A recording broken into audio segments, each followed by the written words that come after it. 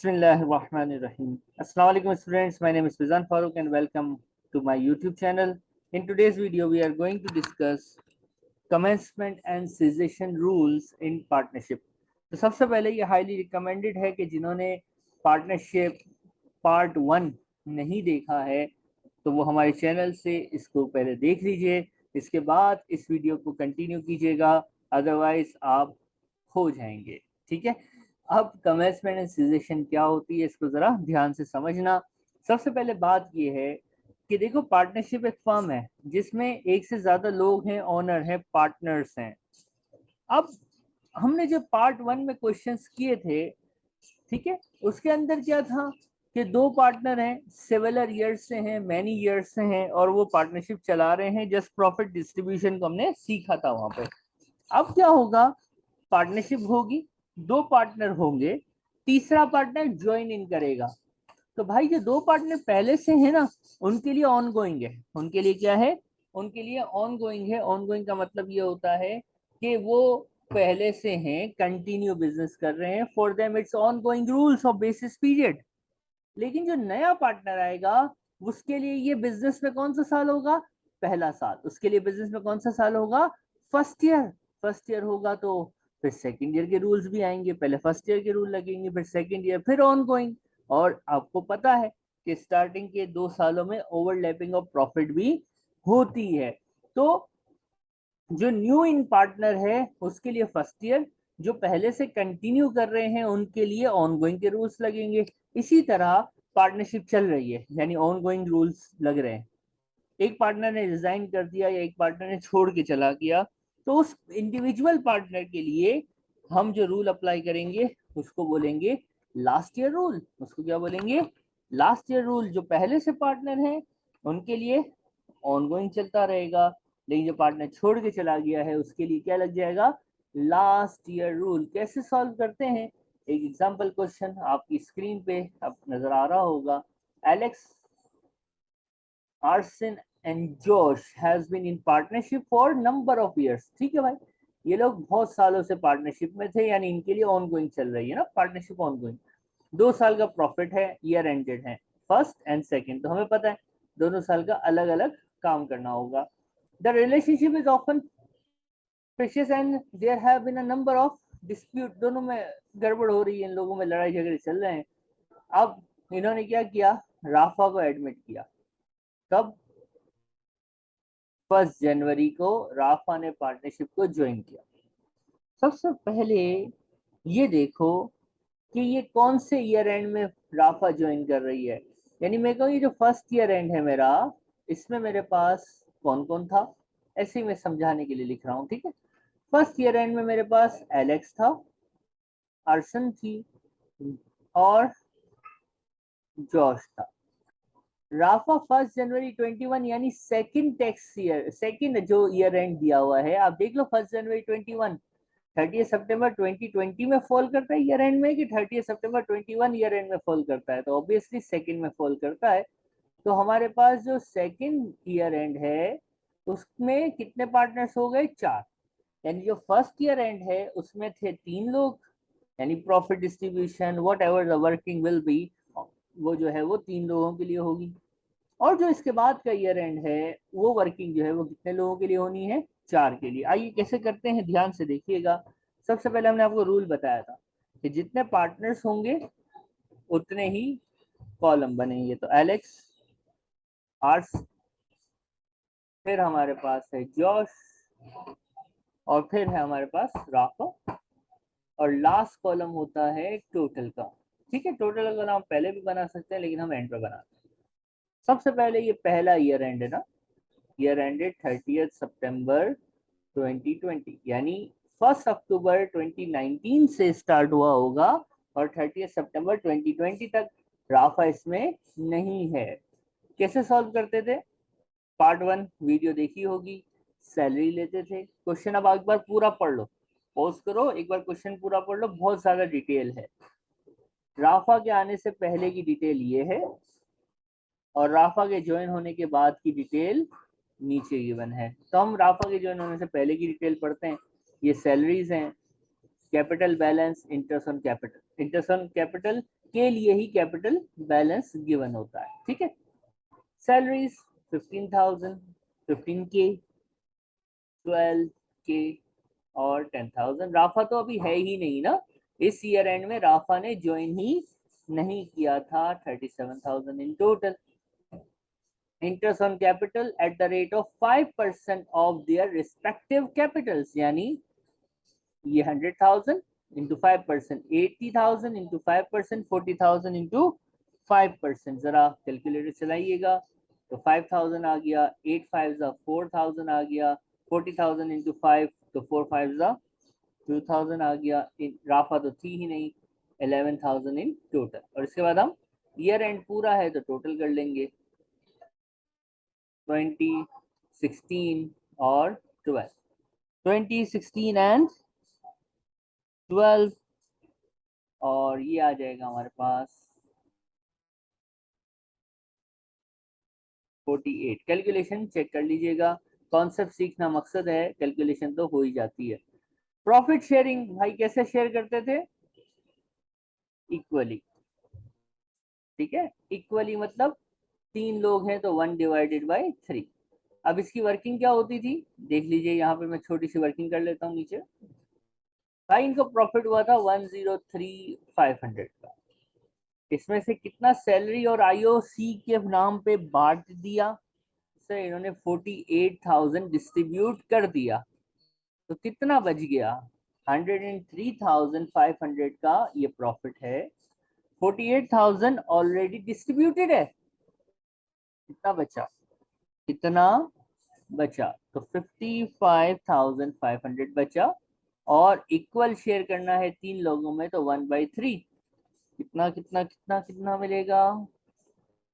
18,500 each. ये हमने लिख दिया। टोटल आ गया 55,500, टोटल हो जाएगा 103,500,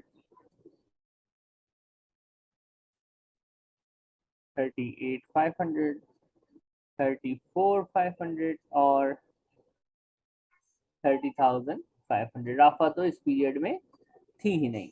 ये हमारे पास फर्स्ट ईयर यानी पहला जो ईयर एंड है जिसमें 3 लोग थे, उसका आंसर आ गया है। होपफुली आपको समझ आया होगा। क्वेश्चन लेंथी होता है पार्टनरशिप का, लेकिन मुश्किल नहीं होता। डिफिकल्टी लेवल इसका बहुत लो है, लेकिन लेंथ वाइज यानी वर्किंग वाइज लिखना बहुत, यानी टाइपिंग आपको बहुत करनी पड़ेगी।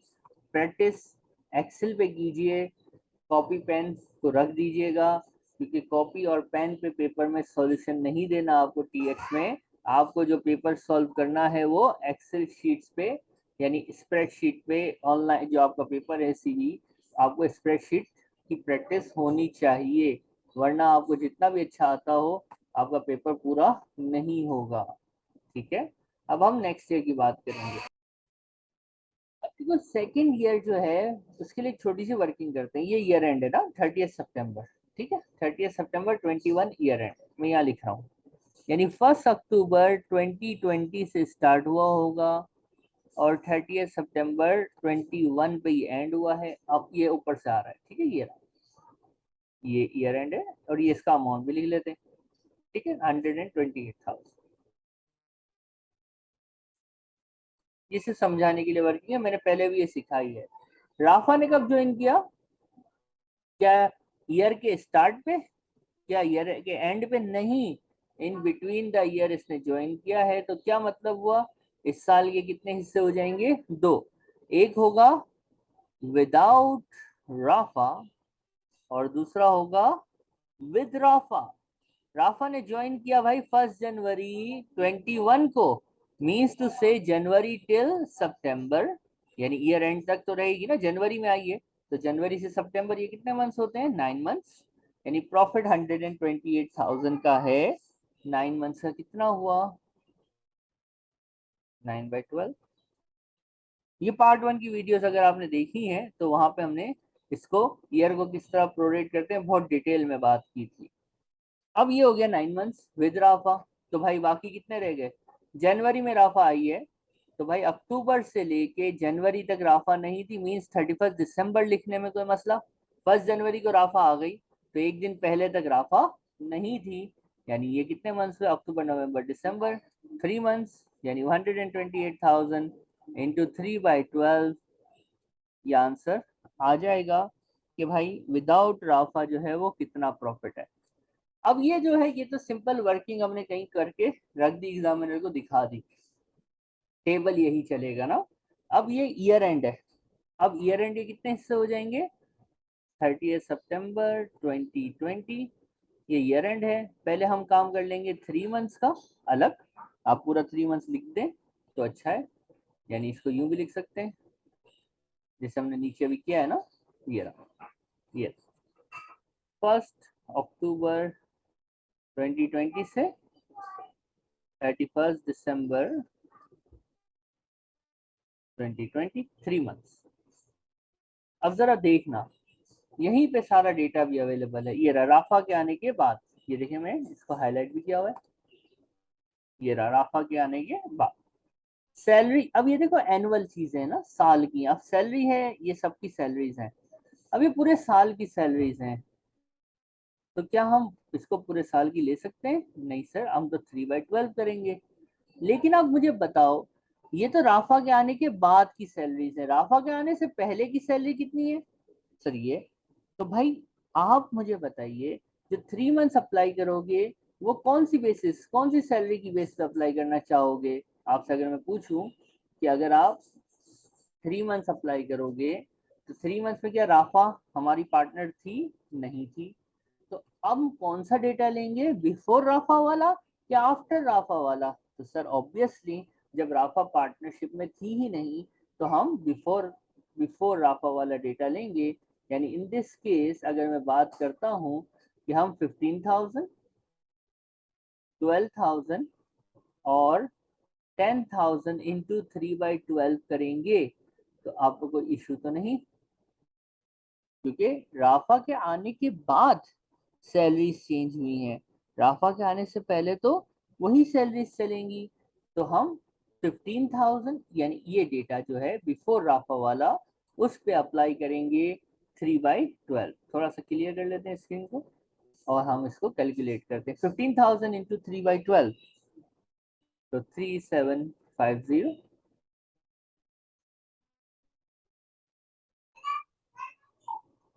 3750, फिर 12,000 इंटू 3/12 3,000 और 10,000 इंटू 3/12 2,500। राफा तो इन शुरू के 3 मंथ्स में नहीं है, लिख भी दिया भाई विदाउट राफा, इसलिए पुराने डेटा पे काम हो रहा है।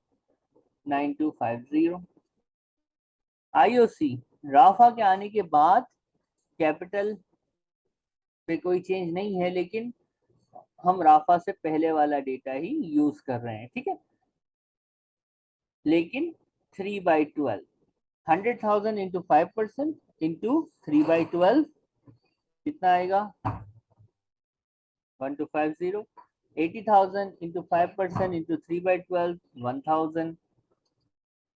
40,000 इंटू 5% 4 5 22,000 आ गया, इंटू 3/12 500। राफा पार्टनर नहीं थी, 2750 टोटल कर लेंगे जैसे कि हमें पता है।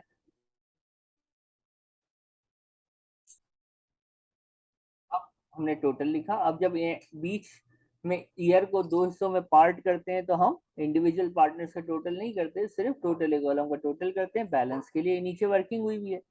32,000 इस पीरियड का प्रॉफिट है, यहाँ पे कितना आपने ऑलरेडी बांट दिया, 12,000, तो 32,000 में 12,000 ऑलरेडी आपने डिस्ट्रीब्यूट कर दिया है, तो कितना बच गया, ये बच गया 20,000। और राफा के आने से पहले ये लोग इसको इक्वली शेयर करते थे, यानी 1/3। एक पार्टनर को कितना शेयर मिलेगा, तो थोड़ा सा राउंडिंग वाला नंबर आएगा, 6667, बैलेंस की हमने वर्किंग दे दी 6667 6667, और लास्ट को 4 टाइम्स 6 लिख देते हैं ताकि कंफ्यूजन ना हो। टोटल जो हमने डिस्ट्रीब्यूट किया 20,000, तो ये हमारा 32,000 आ गया, जो कि हमारा इस पीरियड का प्रॉफिट था डिस्ट्रीब्यूटेबल। अब नेक्स्ट पीरियड की बात करेंगे, 96,000 को डिस्ट्रीब्यूट करना, ये याद रख लीजिएगा 96,000, क्योंकि हमें थोड़ी स्पेस चाहिए तो हम इसको भी थोड़ा सा हटा देते हैं, ठीक है। अब हम बात करेंगे रिमेनिंग 9 मंथ्स की। रिमेनिंग 9 मंथ्स जनवरी से सितंबर तक है और अमाउंट है 96,000, ठीक है। अब 1 जनवरी 21 से 30 सितंबर 21, 9 मंथ्स विद राफा। राफा ने ज्वाइन कर लिया भाई, बड़ी बात है, राफा ने पार्टनरशिप को ज्वाइन कर लिया, यानी अब जो डेटा यूज होगा वो ये वाला होगा, विद राफा वाला। सैलरीज की बात करेंगे तो सैलरीज किस पे अप्लाई करेंगे सर? सैलरीज अब राफा के आने के बाद जो नई सैलरीज हैं उस पे अप्लाई होगा, और 9/12 क्योंकि सैलरी एनुअली गिवन होती है, तो 20,000 सैलरी, पहले इसकी 15 थी राफा के बगैर, लेकिन अब राफा आ गई है तो 20,000 सैलरी हो गई इंटू 9/12। एलेक्स आर्सन की सैलरी 18,000 इंटू 9/12, 13,500। जॉश की सैलरी हो गई है 15,000 इंटू 9/12, 11,250। और राफा अब आ गई है तो इसको भी सैलरी मिलेगी 10,000 इंटू 9/12, और टोटल हो जाएगा 47,250। IOC eight the rate of 5%। Capital balances ये रहे, परसेंटेज ये रही, लेकिन 9/12, 100,000 इंटू 5%, 5,000, 5,000 इंटू 9/12, 3750। 80,000 into 5%, 4,000 into 9/12, 3,000। 40,000 का 5% 2,000 होता है, इंटू 9/12, 1,500। और राफा ने कुछ भी पैसा नहीं लगाया है तो इसको इंटरेस्ट ऑन कैपिटल नहीं मिलना, 8250।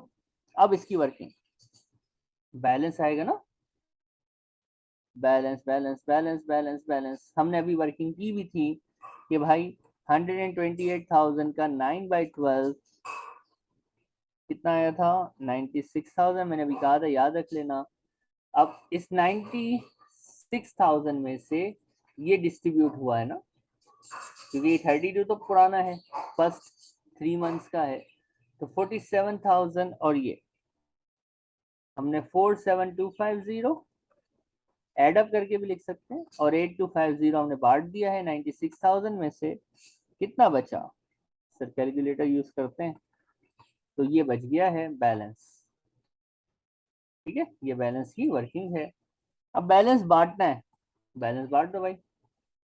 परसेंटेजेस देखो चेंज हो गई हैं, अब 4 लोगों में एस पर न्यू रेशियो बांटोगे, 40,500 एट द रेट ऑफ 35%, किसको मिलेगा? एलेक्स को। आंसर आएगा 14175। 40,500 का 30% मिल जाएगा आपके अर्सन को, 12150। 40,500 का 25% मिल जाएगा जॉश को, विच विल बी 10125। और 10% 40,500 का यानी 4,050 मिल जाएगा राफा को, जिसके आने से इतनी तकलीफ है, और टोटल हो गया 40,500। ओवरऑल में ये 96,000 हो जाएगा। अब हम इसको फाइनल टच देंगे, यानी फाइनल टोटल दे देंगे। फाइनल टोटल देखना जरा ध्यान से, ये देखो 32,000 डिस्ट्रीब्यूट हुआ और 96,000 डिस्ट्रीब्यूट हुआ, जिसका टोटल 128,000 बन जाएगा। अब ये इन लोगों को कितना मिला? अब यहाँ पे बच्चे गलती कर जाते हैं, तो आपने नहीं करनी। टोटल क्या करेंगे? ये देखो, ये पूरा साल है ना भाई, तो एलेक्स को इस पूरे साल में 3 महीने सैलरी अलग हिसाब से मिली, आईओसी मिला, प्रॉफिट मिला, और फिर अगले 9 मंथ्स की उसकी वर्किंग अलग हुई है। तो टोटल अब करेंगे सारा, क्योंकि हम तो ईयर एंड की बात करते हैं, ठीक है। इसी तरह से जो आर्सन है उसमें भी ये सारी चीजें एडअप हो जाएंगी। फिर इसके बाद जो अगला बंदा है जॉश, उसमें भी ये सारी चीजें एडअप हो जाएंगी। और इसके बाद जो अगला बंदी है राफा, वो तो शुरू में थी ही नहीं, सिर्फ उसमें ये लास्ट की आइटम्स ऐड होंगी, और हमारे पास ये शेड्यूल कंप्लीट होगा अभी हमारे मार्क्स कंप्लीट नहीं हुए हैं। बात है असेसेबल प्रॉफिट की। क्या पूछा है इसने? Accessible profit. अब देखो, एलेक्स, आर्सन, जॉश ये पुराने हैं, राफा नहीं आई है, तो एलेक्स, आर्सन और जॉश के लिए बेसिस पीरियड लगेगा कौन सा वाला? ऑनगोइंग। कौन सा वाला? ऑनगोइंग। देखिएगा जरा कैसे। असेसेबल प्रॉफिट, एलेक्स, आर्सन और जॉश ये पुराने लोग हैं और ये ना आए हैं ना गए हैं, तो for them it's normal accounting rules, यानी basis period ongoing. 2 year end है, सितंबर 20 और सितंबर 21 नजर आ रहा है। सितंबर 20, सितंबर 21 दोनों, तीनों लोग जो है वो पहले से पार्टनरशिप में थे, तो ऑनगोइंग के रूल्स लग गए। सितंबर 20, सितंबर 21। सितंबर 20 कौन से टैक्स ईयर में आता है? सितंबर 2020 कौन से टैक्स ईयर में आता है? 2021 में, तो अगला वाला हो जाएगा 21-22। अब अमाउंट्स की बात करेंगे। 38,500 ये देखें नजर आ रहा है। 34,500, 30,500 पहले ईयर एंड की आंसर्स थे, डायरेक्ट कॉपी करेंगे।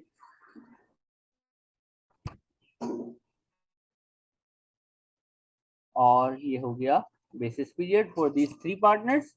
और नेक्स्ट जो पीरियड एंड आया है उसके प्रॉफिट्स भी गिवन है, हमने कैलकुलेट करके रखें। ये रहे, राफा को छोड़ दो क्योंकि राफा के लिए ये फर्स्ट ईयर है। राफा के लिए कौन सा साल है? फर्स्ट ईयर है। राफा को अभी टच नहीं करना है। तो ये हमारे पास क्वेश्चन अपने एंड की तरफ पहुंच गया है। असेसेबल करना था ईच पार्टनर, तो हमने कहा पहले कि एलेक्स, आर्सन और जॉश ये पुराने लोग हैं, तो पुराने लोग हैं तो इन पे ऑनगोइंग लगेगा, और ऑनगोइंग हमने लगा दिया, जो है वही कॉपी पेस्ट कर दिया, खत्म। लेकिन जो मसला है वो है राफा का। राफा न्यू पार्टनर है ना। न्यू पार्टनर का मतलब इसने अभी अभी फर्म को ज्वाइन किया, तो रूल ये होगा कि भाई इसके लिए जो है वो कौन सा ईयर अप्लाई होगा? First year. क्योंकि फर्स्ट ईयर कब अप्लाई होता है? जब बिजनेस कमेंस होता है। तो Rafa as a individual partner अगर आप देखो तो ये पार्टनरशिप में नहीं है, ये बिजनेस में नहीं है, न्यू है, तो इसके लिए फर्स्ट ईयर अप्लाई होगा। कब ज्वाइन किया इसने? 1 जनवरी, ये डेट दी हुई 1 जनवरी। तो फर्स्ट ईयर रूल क्या था? डेट ऑफ कमेंसमेंट से, डेट ऑफ कमेंसमेंट से वेरी फर्स्ट 5 अप्रैल, ऐसा ही है ना? डेट ऑफ कमेंसमेंट से वेरी फर्स्ट 5 अप्रैल। डेट ऑफ कमेंसमेंट 21 थी, तो 5 अप्रैल भी 21 में आ गई। टैक्स से बन गया, एंड से लेते हैं तो 2021। अमाउंट की वर्किंग कर लेंगे। देखो 11,550 अमाउंट है इसकी। कितनी अमाउंट है? ये रही, बहुत ध्यान से देखना। ये सिर्फ 9 मंथ्स के पीरियड में ज्वाइन किया था इसने। इसने कब ज्वाइन किया था? हमें पार्टनरशिप को कब ज्वाइन किया था? सिर्फ 9 मंथ्स के पीरियड में ज्वाइन किया था, ठीक है। अब 9 मंथ्स के पीरियड में इसका प्रॉफिट है 11,550, हाईलाइट हुआ हुआ है, 9 मंथ्स भी हाईलाइट हुआ हुआ है, ये अमाउंट भी हाईलाइट हुई हुई है। अब जरा ध्यान से देखना, यहाँ बच्चे करते हैं गलती। 11,550 is for 9 months. 11,550 is for how many months? This profit is only for 9 months period. और इसमें से ये कितने मंथ्स हैं? जनवरी, फरवरी, मार्च। कितने हैं ये? 3। तो out of 9, 3,000 from 11,550 will be how much? 3,850 first year हो गया। अब सेकेंड ईयर आया 21-22। रूल नंबर 3, यानी less than 12 months. Less than 12 months का रूल 3 सेकेंड ईयर पे अप्लाई होना है, क्योंकि ये 9 मंथ्स है ना। और क्या रूल था? रूल 3 क्या होता है? डेट ऑफ कमेंसमेंट से चलो और 12 महीने पूरे कर लो, यानी 1 जनवरी 21 से चलेंगे और 12 महीने यानी एग्जैक्टली 12 मंथ्स इसको कंप्लीट करेंगे, तो ये आ जाएगा। आंसर क्या आएगा? अब देखो,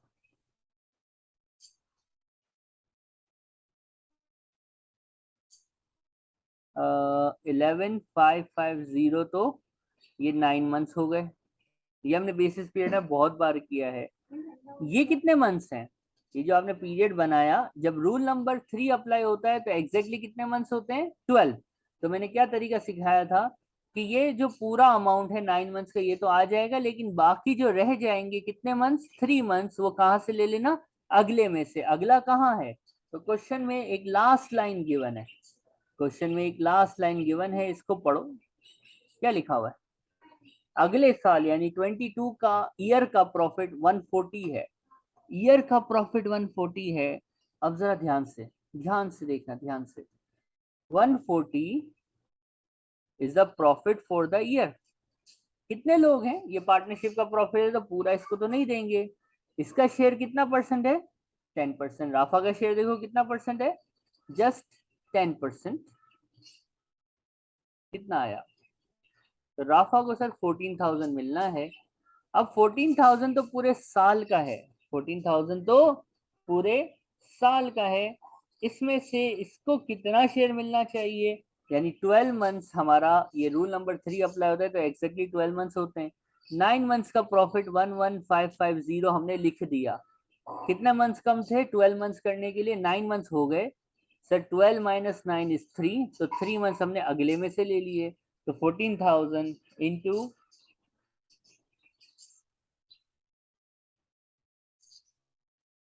3/12। अब इसमें हम एक अजम्पशन लेके चल रहे हैं कि यहाँ पे आईओसी नहीं है, सैलरीज नहीं है अगले साल में। ठीक है, अगर आप वो आईओसी और सैलरीज पिछले साल वाली अप्लाई करना चाहते हैं तो आप कर सकते हैं। यहाँ पे हमने जैसे अज्यूम कर लिया सिंप्लीफाई करने के लिए।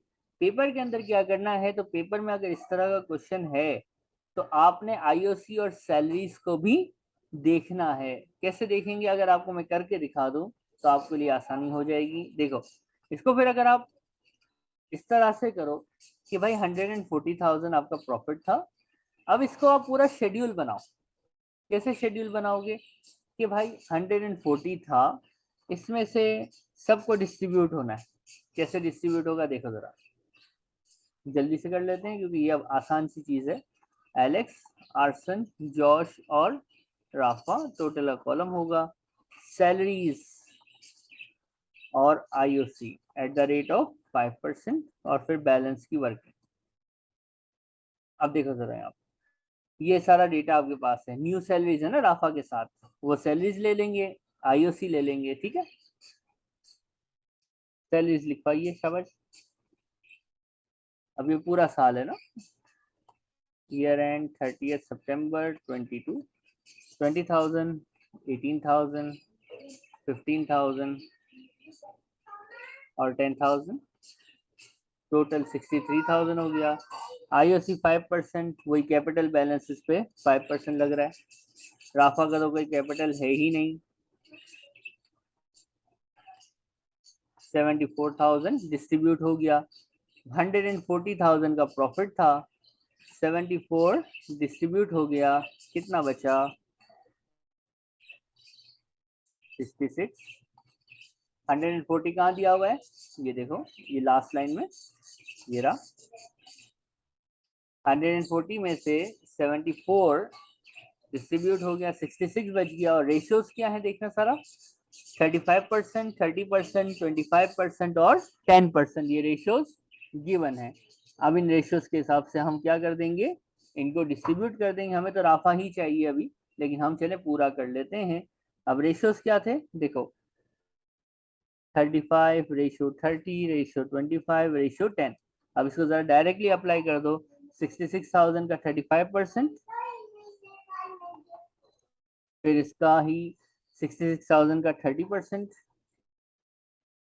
फिर 25% और फिर 10%। टोटल आ जाएगा, हमें राफा का चाहिए था तो 16,600 राफा का साल का प्रॉफिट आ गया।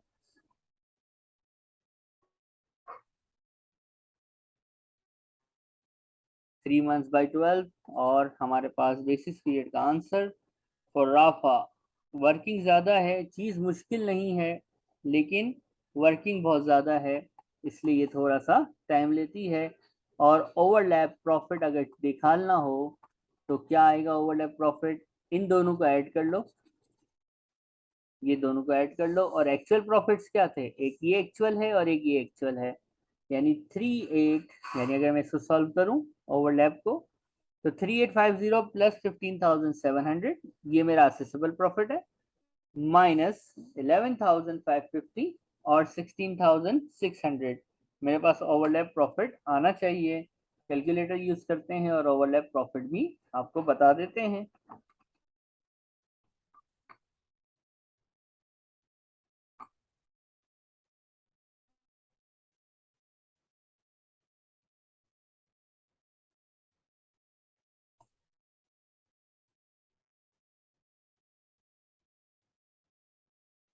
देखिएगा, बेसिस पीरियड का प्रॉफिट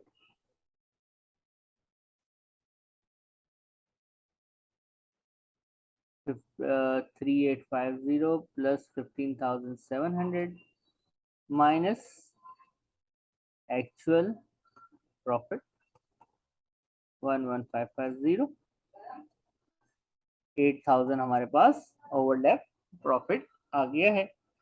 अब आप चाहें तो इस क्वेश्चन में एक साल मजीद ऐड कर सकते हैं, यानी बेसिस पीरियड अगर आपको लगाना है फर्दर तो आप क्या कर सकते हैं, थर्ड ईयर क्या होता है, ऑनगोइंग का साल होता है। ऑनगोइंग में क्या होता है, जो आ गया उसको छोड़ दो, अगला वाला लिख दो। तो 30 सितंबर 22 अमाउंट इसकी थी 16,600, ये लिख दी। तो आपको और बेसिस पीरियड का ये 8,000 निकालना समझ आ जाएगा कि ये आ गया। ठीक है, बेसिस पीरियड के प्रॉफिट्स और एक्चुअल प्रॉफिट का जो डिफरेंस है it's known as overlap profit. Partnership का कमेंसमेंट, यानी नया पार्टनर जब ज्वाइन इन होता है तो ये क्वेश्चन ट्रिकी नहीं है, क्वेश्चन ट्रिकी नहीं है। आप देखिए अराउंड 30 मिनट्स हो गए, लेकिन ये क्वेश्चन ट्रिकी नहीं होता, लेंथी होता है। और लेंथी क्वेश्चन करते हुए आमतौर पे आप देखें आपकी एक्सेल में प्रैक्टिस नहीं होती। सबसे पहला ड्रॉबैक ये होता है कि एक्सेल आपको नहीं आ रहा होता तो आप लोग फंस जाते हैं।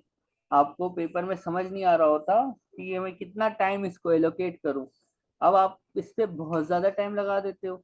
अब बहुत ज़्यादा टाइम लगाओगे तो ऑब्वियसली बाकी पेपर जो है वो पूरा नहीं हो पाएगा। और आप जो इसमें तो आप कितना स्कोर करोगे, जितने से मैक्सिमम मार्क्स हैं, लेकिन अगर इसका आप बहुत ज़्यादा टाइम लगा दोगे तो जो बाकी आपका पेपर है जो कि आपको इससे ज़्यादा मार्क्स दे रहा है वो आपका रह जाएगा। और वो अगर रह गया तो फिर चांसेस ऑफ सक्सेस जो है वो थोड़े कम हो जाएंगे। तो प्लीज़ टाइम मैनेजमेंट, और उसी वक्त आएगी टाइम मैनेजमेंट जब आप पेन और कॉपी को रख देंगे। एसीसी का पेपर दे रहे हो ना, एफटीएक्स का पेपर दे रहे हो, F6 बोलते थे पहले इसको, आप सीबीई पेपर दे रहे हो तो आप भाई कॉपी और पेन से क्यों, यानी आप अपनी नोट पैड पे क्यों प्रैक्टिस कर रहे हो इनको। आपको पता है पेपर स्प्रेडशीट पे देना है तो भाई आप स्प्रेडशीट पे सॉल्व क्यों नहीं करते। पेपर में जाके क्या कीज ढूंढते रहोगे, कैसे टाइप करूं, टाइपिंग स्पीड सर स्लो थी, ये एक्सक्यूज होगा आपका। नहीं भाई, आपके पास टाइम है, आप पेपर की प्रैक्टिस स्प्रेडशीट पे करें। और मैं जो मेरे रेगुलर स्टूडेंट्स हैं उनसे अक्सर कहता हूँ, आप लोगों से भी कहता हूँ कि स्प्रेडशीट भी माइक्रोसॉफ्ट एक्सेल यूज नहीं करो। जो एसीसी आपका लॉगिन है, जब आप लॉगिन होते हो वहाँ रिसोर्सेज के अंदर जो उन्होंने अपनी एग्जाम की स्प्रेडशीट दी हुई थोड़ी सी डिफरेंट होती है, वो वाली स्प्रेडशीट यूज करें प्लीज। ये हमारी एडवाइस है, तो ये एडवाइस फ्री है। ठीक है, तो वीडियो अच्छी लगी है तो लाइक कीजिएगा और चैनल को सब्सक्राइब कीजिएगा। कोई चीज़ समझ नहीं आई तो व्हाट्सएप पे आप मुझसे पूछ सकते हैं या मैसेज भी कर सकते हैं। नेक्स्ट वीडियो के अंदर हम बात करेंगे कि कोई पार्टनर अगर पार्टनरशिप को छोड़ के चला जाए, यानी पार्टनर रिजाइन करे, तो क्या होगा, और ये चैप्टर हमारा कंप्लीट हो जाएगा। टिल देन अल्लाह हाफिज।